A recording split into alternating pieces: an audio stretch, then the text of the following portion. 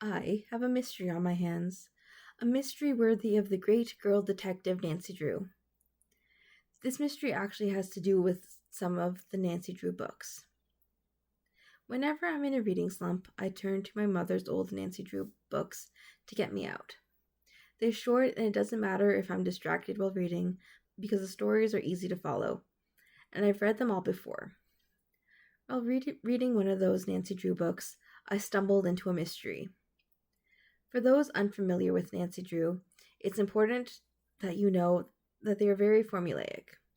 At some point in the first chapter, Nancy's experience solving mysteries will be mentioned, from The Secret of the Old Clock to whatever the previous book in the series was titled.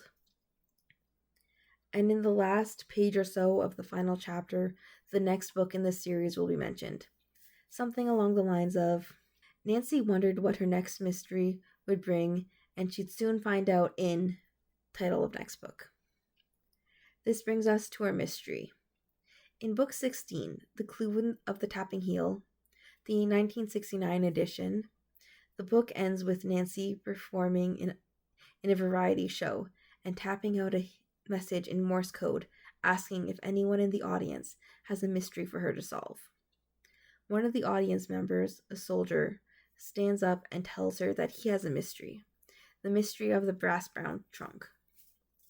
I've read The Mystery of the Brass-Bound Trunk. The mystery does not involve a soldier at all. Nancy, Bess, and George are traveling by ship to South America. On the ship, there is a mix-up, and the wrong trunk gets delivered to Nancy's room, leading to a mystery involving jewel smuggling. Now, you may have noticed that I specified the publication year of the Clue of the Tapping Heel. That's because in 1957, the formatting of the books changed. They went from being 25 chapters to 20. The first 34 books were edited and reformatted to match the new style. Some of them were rewritten completely. One of those books that was rewritten completely is The Mystery of the Brass-Bound Trunk. The copy my mother has is actually the original 1940 version. For a while, I thought that was why it didn't match up with the setup from The Clue of the Tapping Heel. That is until I checked out the rewritten 1976 version from the library. In that version, Nancy, Bess, and George are traveling back from Europe. A girl from South Africa is put in the same cabin as the three girls. Like the original version, there is a mix-up with Nancy's trunk, and Nancy uncovers a jewel smuggling operation, and nothing about a soldier telling Nancy about a brass-bound trunk. So we're left with the mystery of, what did that soldier in The Clue of the Tapping Heel know about jewel smuggling? There isn't a solution to this mystery. It's just sloppy writing. Nancy Drew wasn't created to be good. It was created to sell lots of copies and to serve as propaganda for little girls. But that's a topic for another time. Looking into this mystery has just left me with more questions like, why is the cover of The Clue of the Tapping Heel so yellow? Every other book in the series has a full image on the cover, but not this one.